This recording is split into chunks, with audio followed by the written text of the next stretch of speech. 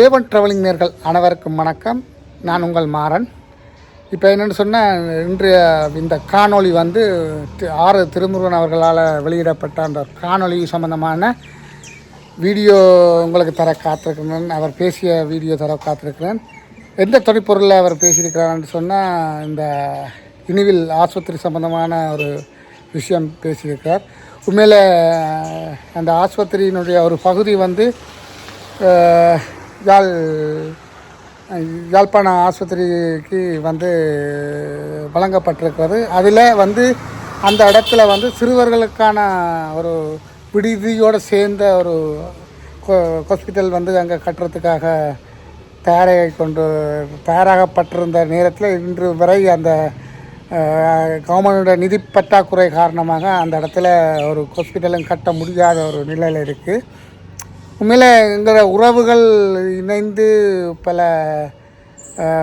சேர்ந்து அந்த கண்கரியத்தை ஆரம்பித்து வைத்தால் ஒரு முதல் கட்டமாக ஒரு அந்த ஆஸ்பத்திரியை தொடங்கினால், அந்த சிறுவருக்கான தொடங்கினால் மீதி கட்டங்களை இந்த யாழ் போதனா வைத்தியசாலையினுடைய பணிப்பாளர்களை தொடர்ந்து அதை செய்து கொண்டு போகலாம் என்ற ஒரு நம்பிக்கையில் இதை என்னுடைய சார்பாக நான் வந்து இந்த மக்களிடம் இனிவில் மக்கள் நன்றியில் ஊராரெல்லாம் சேர்ந்து அந்த சிறுவர்களுக்கு உரிய அந்த ஹாஸ்பிட்டலை கட்டுவதற்கு முனைய வேண்டும் என்று கேட்டுக்கொண்டு, அந்த ஆறு திருமணம் அவர்கள் என்ன பேசினார் என்றதையும் இந்த காணொலியில் தர காத்திருக்கின்றேன். வாங்க நிகழ்ச்சிக்கு போகலாம். நிகழ்ச்சிக்கு போகிறதுக்கு முன்னால் என்னுடைய சேனலை சப்ஸ்கிரைப் பண்ணி தொடர்ந்து வரும் காணொலியும் பாருங்க. ஆறு திருமணம் அவர்களுடைய உள்ளத்தில் இருந்து அந்த வந்த இனிவில் ஆஸ்பத்திரி சம்பந்தமான அந்த கருத்துக்களை உங்களை தர நான் காத்திருக்கின்றேன். வாங்க நிகழ்ச்சிக்கு போவோம். மற்றும் இந்த சபையில் இருக்கின்ற லயன்ஸ் கழக உறுப்பினர்களை, அண்ணா நிறுவன குடும்ப உறுப்பினர்களை, நண்பர்களை, உங்கள் அனைவருக்கும் எனக்கு பணிவன்பான வணக்கம். திரு தனபோகியவர்கள் இப்படி ஒரு பேருந்து நிலையம் அமைத்து அதை திறக்க இருக்கின்றோம், நீங்கள் வாருங்கள் என்று தொலைபேசி எடுத்த போது நான் இந்தியாவிலே திருச்செந்தூரிலே நான் சென்றேன். நான் இந்த நாள் வருவேன், வந்த பின்னால் இந்த விழாவுக்கு வருகிறேன். அதற்கேற்ப இன்றைக்கு இந்த விழாவை ஏற்பாடு செய்த திரு தனபூமி அவர்களுக்கு நான் முதற்கண் நன்றி கூறுகிறேன். இங்கே இந்த உழைப்பால் உயர்ந்த ஒரு உத்தமராகிய அண்ணா தொழிலதிபர் திரு பொன்னையா நடராஜா அவருடைய நினைவாக அவருடைய புதல்வன் திவாகரன், கண்ணதாசன் கண்ணன் குடும்ப உறுப்பினர்கள் நிதி பங்களிப்பிலே இந்த பேருந்து நிலையம் அமைக்கப்பட்டிருப்பது சிறப்புக்குரியது, பாராட்டுக்குரியது. பல பேருக்கு வேலை வாய்ப்பு கொடுத்து பலரை வாழ வைத்த திரு நடராஜா அவர்களுடைய பெயராலே லயன்ஸ் கழகம் இந்த பஸ் நிலையத்தை உருவாக்கி இருக்கிறார்கள். முதலில் இந்த பஸ் நிலையத்தை உருவாக்கிய லயன் கைலாசநாதன் அவர்கள் பெயரும் இங்கே பதிக்கப்பட்டிருக்கிறது. அவரும் உங்களுடைய உறவினர் தான். அண்ணா தொழிலதிபர் நடராஜா அவர்களும் உறவினர்கள்.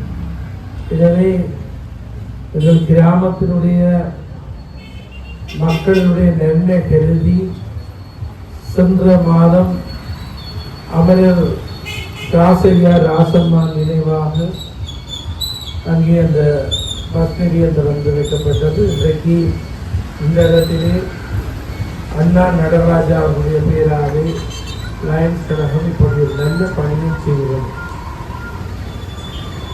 முன்னோர்கள் நிறைய தர்ம காரியங்கள் செய்தார்கள். அந்த தர்ம காரியங்கள் பல இன்று செயலற்று போய்விட்டது. இதுவில் கந்தசுவாமி கோயிலை சுற்றி 3 பெரிய மடங்கள் இருந்ததென்று நூல்களிலே எழுதப்பட்டிருக்கிறது. ஒரு மடமும் உணவில் கந்தசுவாமி கோயிலை சுற்றி இல்லை, செயற்படவில்லை. இந்த வீதியிலே கூட உப்பு மடம், பின்பு உங்களுக்கு தெரியும் அதிலே ஒரு மடம், இப்பொழுது அங்கே வைரவர் கோயில் இருக்கிற இடத்துல ஒரு மடம், பிறகு மருதையனார் மடம். இந்த மடங்கள் எல்லாம் எத்தனையோ பேர் இளைப்பாடி தண்ணீர் குடித்து ஆறுதல் பெற்ற இடங்கள். மாவட்டவரன் கந்தசுவாமி கோயிலுக்கு நடந்து போறவர்கள் 25 நாளும் சாப்பிடுவதற்காக மருதையினார் என்று சொல்லப்படுகிறது இழுவினோடு தொடர்பு பெற்ற முதல் அவராலே கட்டப்பட்ட மருதையினார் மடம் இப்பொழுது இருந்த இடமும் இல்லாமல் போய்விட்டது. கடைசியாக இருந்த கிணறு அதுவும் மூடப்பட்டு இப்பொழுது அங்கே வைரவர் கோயிலுக்கு முன்னாலே இந்த கிணறு மூடப்பட்டுவிட்டது. வைரவர் கோயில் நிலவில் சைவ மகாஜன வித்யாலயத்தினுடைய ஸ்தாபகர் பொன்னையா குடும்பம் தோற்றுவித்த கோயில் தான் மருதனாபுரம் பல்லப்ப வைரவர் கோயில். இப்பொழுதும் அவருடைய பெயரிலே தான் உறுதி இருக்கிறது. இந்த நிலவில் கிராமத்திலே எவ்வளவோ தர்ம காரியங்கள் நடைபெற்று இன்றைக்கு அவை வேறு வடிவமாக இருந்தாலும் நிறைய தொழிலதிபர்கள் அன்று இருந்தார்கள், இன்று இருந்திருக்கிறார்கள். கல்கி சின்னத்துறை அவர்கள் பெரிய நல்ல காரியம் செய்தார்கள். தன்னுடைய வீட்டையே வைத்தியசாலை நடாத்துவதற்கு எழுதி கொடுத்தார்கள். அதே போல தொழிலதிபர்கள், அண்ணா நிறுவன தொழிலதிபர் பல ஏழைகளுக்கு வேலை வாய்ப்பு கொடுத்தார். திரு ராசையா அவர்கள் மில் வைத்திருந்தார்கள். திரு ராசநாயகம் அவர்கள் சுருட்டுப்பட்டில் மில் எல்லாம் வைத்து திருவில்லை நல்ல காரியங்கள் செய்தார்கள். உலக பெருமன்றத்தை மீளவும் திருத்துகின்ற பணியில் அந்த குடும்பம் ஈடுபட்டது. இறுதியிலே அப்படியா போன்று அவர் வீடு வீடாக போய் சுருட்டுப்பட்டில போய் 25 சதம் 50 சதம் வாங்கி பர்ராசில பிள்ளையாவது கோபுரம் கட்டினார். கிழக்கிழமையிலே சிவகாமி அம்மன் கோயில் சாத்திரமா வீடு வீடாக போய் குடியரசி எடுத்து ஒரு கோபுரம் கட்டினார். இப்போ இழுவில் தனித்தனி கோபுரம் கட்டக்கூடியதாக கடவுள் எல்லாரையும் செல்வத்தோடு வைத்திருக்கிறார். நான் அறிய சாத்திரமா தலையில கடகம், அவன் பேர பிள்ளையில சில நேரம் தலையில கடகம் வீட்டில் வந்து கதவை தட்டுவான். ஒரு படி வந்து அரிசி போடுவார். அதை சேர்த்து இந்த சிவாமி கோயிலுக்குனால கொட்டி அதை அளந்து கடைக்கு கொடுப்பார், பொன்னம்பலங்களுக்கு கொடுப்பார். அந்த காசை சீமந்து வாங்குவோம். இதே சிவாமி கோயில் எப்படி இருக்குது. ஆனால் வீடு வீடா 80-85 வயதுல அந்த வயது போன நிலையில அந்த கிழவு வீடு வீடா போய் காசு சேர்ப்பதை இந்த கண்ணால நான் கண்டேன்.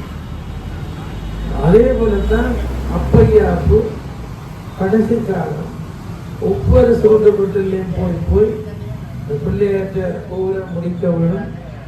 அந்த சுருட்டு கட்டுவதே ஒரு பகுதி சுருட்டை கொஞ்சம் எடுத்து வைக்கணும்.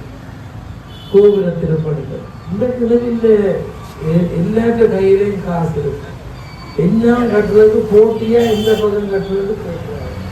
4 பக்கம் கோவிலம் கட்டி முடிஞ்சது, இப்போ வேறு ஏதாவது கட்டலாமா என்று கேட்கிறார்கள். அந்த அளவுக்கு எங்கள் முன்னோர்கள் காட்டிய வழியும் செல்வமும் நிறைந்து போகிறது. எனவே இந்த லயன்ஸ் கிளப் இந்த நல்ல வேலையை செய்திருக்கிறார்கள். விரைவில் காணிதான் ராமநாதன் கல்லூரி, அதில் லயன்ஸ் கிளப் ஒரு மணிக்கூட்டு கோபுரத்தை கட்டினார்கள். நானும் அப்போ திரு கலாநிதி அமிர்தலிங்கம் அவர்கள் வந்து கேட்டார்கள், நானும் நிதி கொடுத்தேன்.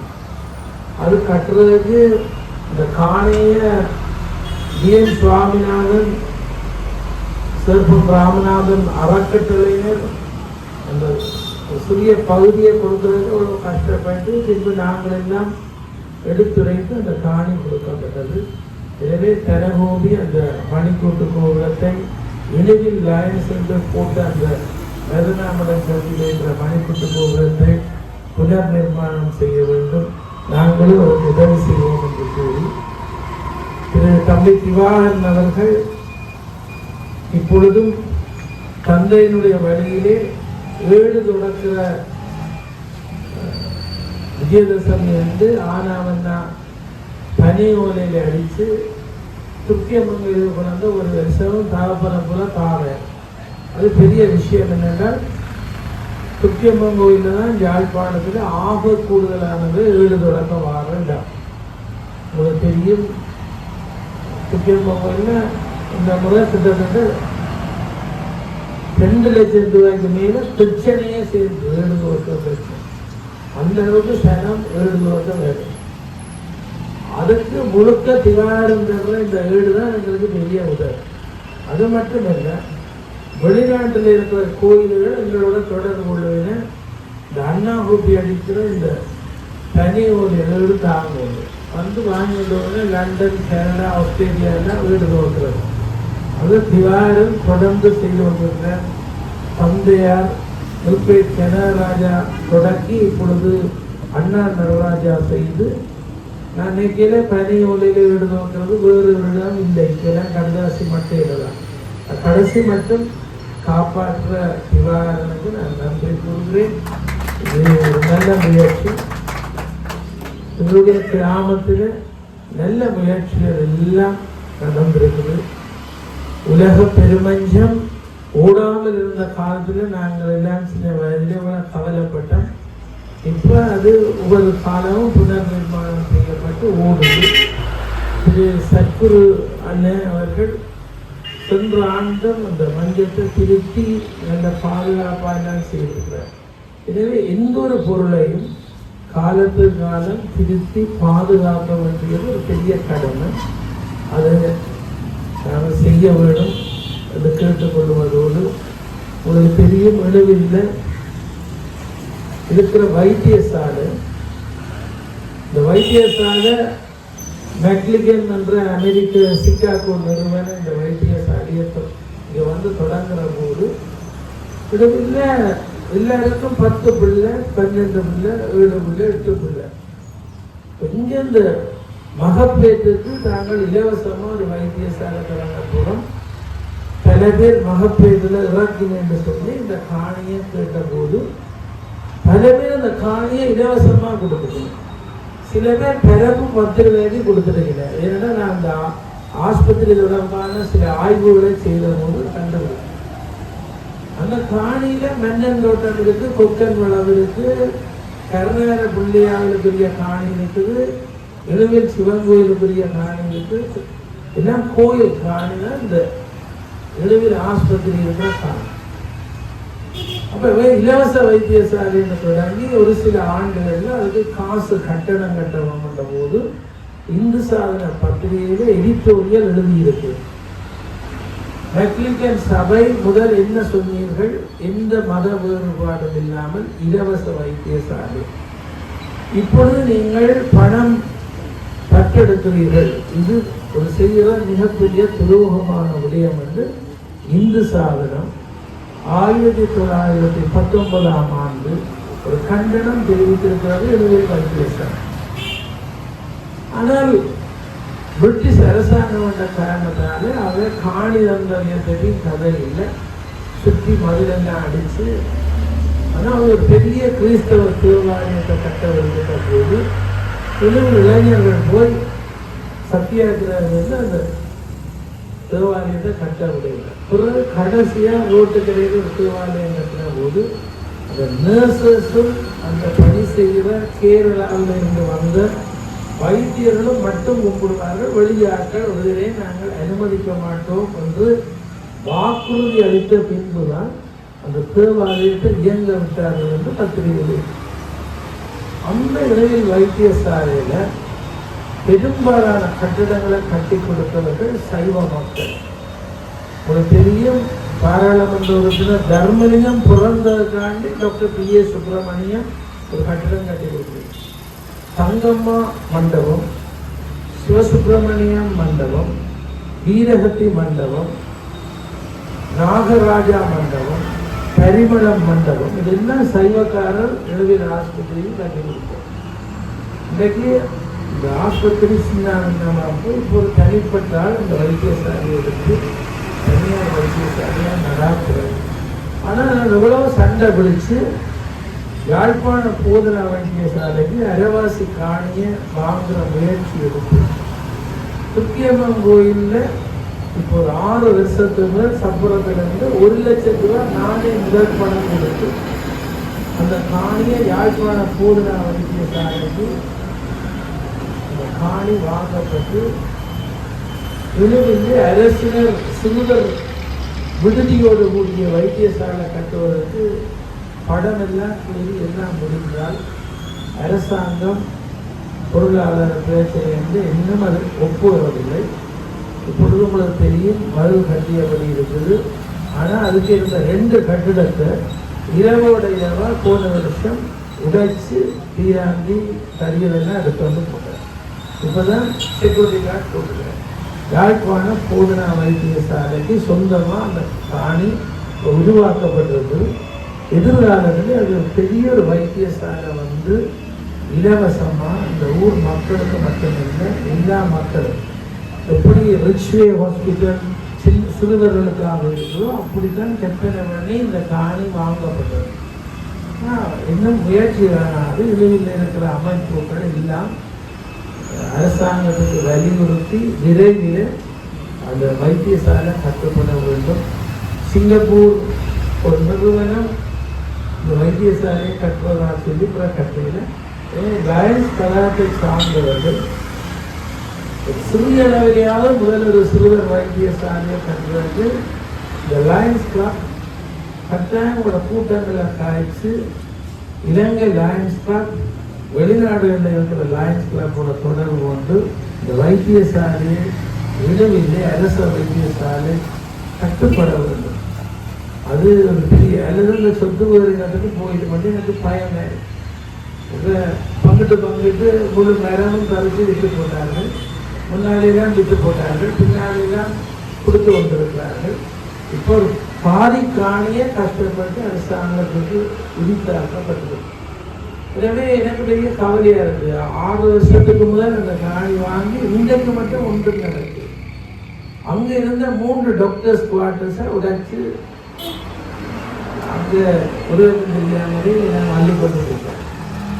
இப்போதுதான் யாழ்ப்பாண போதனா வைத்தியசாலை இந்த முயற்சியை செய்து இதை ஏன் நான் வெளியில் சமூக சேவையோட தொடர்புபட்டவர்கள் இருக்கைக்கு இந்த செய்தியை சொல்லணும்னா அதை பாதுகாக்கும். எந்த காலத்திலையும் அது ஒரு வைத்தியசாலை தான். அது வேறு ஒன்றுக்கும் வேறு ஒரு விஷயத்துக்கும் பயன்படுத்தக்கூடாது.